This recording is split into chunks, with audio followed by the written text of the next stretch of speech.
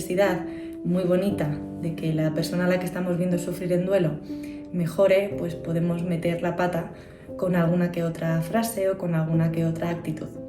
Y en el vídeo de hoy lo que vamos a hacer es ver qué cositas pues no ayudan en ese acompañamiento. Tenemos que tener mucha tolerancia a la frustración, porque no se nos puede olvidar que la persona que está sufriendo es una persona que no quiere sufrir y que no está sufriendo puntualmente, sino que tiene un estado de tristeza constante y que por lo tanto nosotros no tenemos la varita mágica para acelerar su sanación. Tiene que vivir ese duelo, tiene que vivir todas las etapas y nosotros tenemos que acompañar, que facilitar, que apoyar, pero no tenemos la responsabilidad de hacer que ese duelo o no se pase o se pase más rápido. Por lo tanto, también nosotros tendremos que tener cierta tolerancia a la frustración, tener paciencia y también nosotros trabajar de forma autónoma aquellas cositas que puedan hacernos un poquito de daño a nosotros y que puedan hacer que entorpezcamos, ¿no? A lo mejor a la persona que queremos ayudar.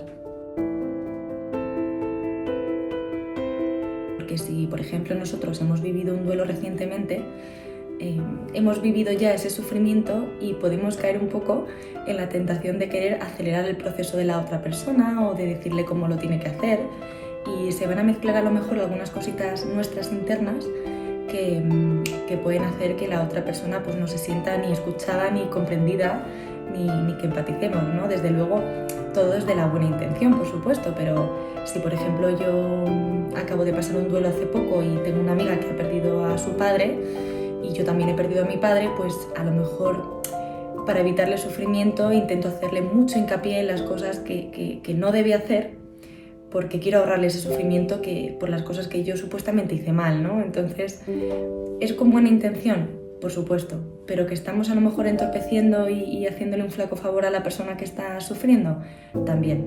Entonces, muy importante revisar nuestras creencias, revisar también nuestras heridas y tener muy claro que es un acompañamiento. Bueno, uno de los errores que cometemos sin querer es querer acelerar el proceso del duelo.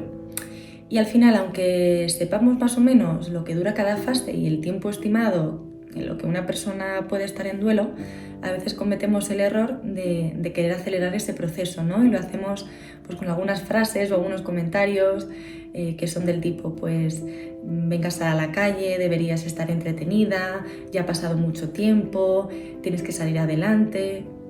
Que repito, son frases que lo hacemos con toda nuestra buena intención, pero tenemos que comprender que cada persona es un mundo, que las etapas del duelo son diferentes para cada persona y que no tiene por qué ser preocupante que una persona esté un poquito más triste de lo que lo estuvimos nosotros o de lo que a nosotros nos parece normal, sino que debemos respetar que el duelo es un proceso, que cada persona tarda un poquito más o un poquito menos en atravesar cada una de las etapas, y simplemente estar acompañando a la persona y no juzgando si lo está haciendo bien o lo está haciendo mal, que es lo que la otra persona percibe cuando intentamos acelerar su proceso con la intención de reducir, evidentemente, su sufrimiento.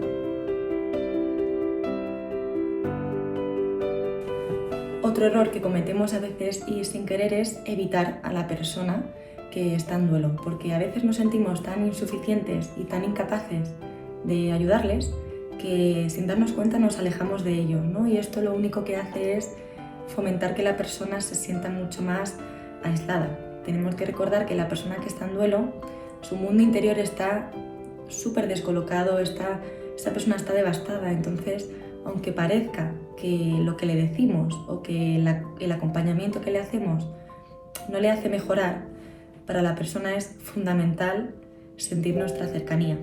Por eso mismo es importante que no nos alejemos de ellos, que aprendamos a darle un espacio, pero que nunca nos alejemos de ellos y nunca les soltemos la mano del todo, porque no sabemos cuándo la va a necesitar. Y es importante que estemos disponibles dentro de un orden, por supuesto, y dentro del ejercicio de la libertad que también le damos a esa persona para sentir y para tomar también sus decisiones dentro del propio proceso que está viviendo.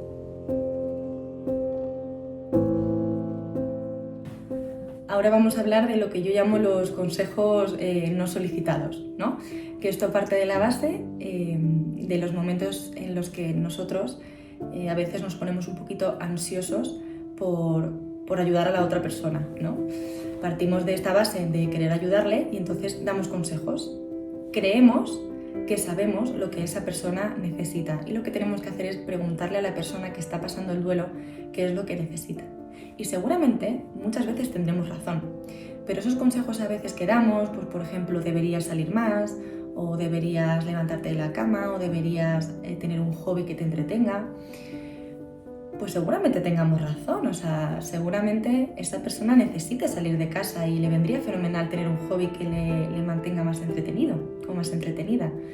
Pero eso lo único que hace es que al final la persona que está viviendo el duelo se sienta incomprendida y se sienta que lo está haciendo mal. Así que en vez de aconsejar, yo os recomiendo que podáis utilizar la pregunta de ¿qué necesitas hoy para sentirte mejor? Otro error que cometemos, y que este es el más común, es no nombrar a la persona fallecida.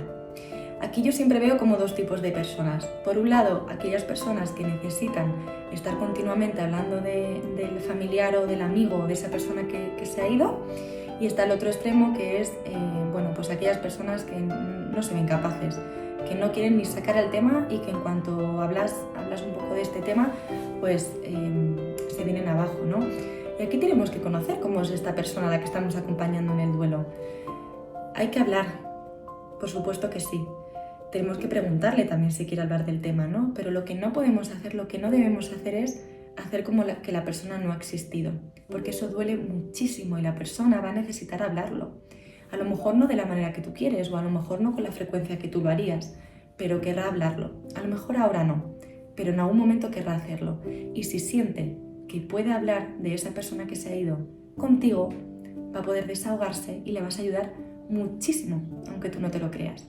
Aquí también os doy una pequeña ayudita, que es saber en qué momento podemos sacar el tema y que sea mejor, ¿no? Hay que conocer a la persona, por supuesto, pero en las primeras fases del duelo lo más normal es que la persona no se sienta muy cómoda hablando del tema y ahí sí que podemos dejarlo un poquito más despacio, pero en las fases finales, si vemos que la persona se anima un poquito más a contarnos anécdotas o a contarnos cositas sobre la persona que se ha ido, ahí sí que podemos nosotras impulsarlas y ayudarles a que puedan hablar de este tema sin que sientan que nos incomodan o que son pesados o que no nos interesa.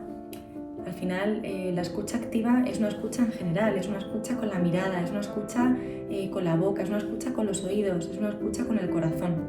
Y eso lo tenemos que aprender a practicar. Otro de los errores que podemos cometer es minimizar el dolor de la persona, que al final tiene sentido, porque nosotros lo que queremos es que la persona deje de sufrir, ¿no? Que nuestro familiar, nuestro amigo, nuestra pareja deje de sufrir. Y a veces utilizamos algunas frases como, por ejemplo, tienes que pensar que está en un lugar mejor o que ya no sufre, que al final pues tenemos razón, ¿no? Y es algo bonito, es una frase que puede empatizar, que nos puede ayudar a consolar en cierta manera, pero esa persona que está ahora mismo en ese duelo no necesita escuchar eso.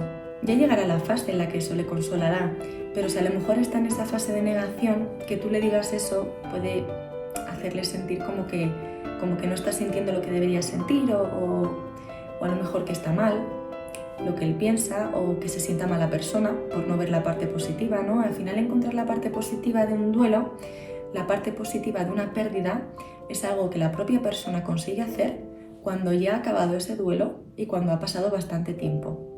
Así que tenemos que evitar decir también este tipo de frases para respetar también el proceso de cada uno y dejar que la propia persona sea la que sea capaz de encontrar qué frases reconfortantes le ayudan. Y por último, uno de los errores que más cometemos, pero que, como el resto, realmente lo hacemos totalmente sin querer, es decirle a la persona que entendemos perfectamente por lo que está pasando. Es una frase bonita y a lo mejor la entendemos porque lo hemos pasado, pero cada persona es un mundo y si yo estoy en duelo, tú me dices que me entiendes perfectamente, pero luego yo veo que tú eres capaz de dormir bien, de reír, de hacer viajes, de comer, de trabajar, de estudiar. Yo no voy a sentir que me entiendes perfectamente. Tampoco voy a querer que tú estés sufriendo como yo, pero no voy a sentir la frase que tú me has dicho con el corazón.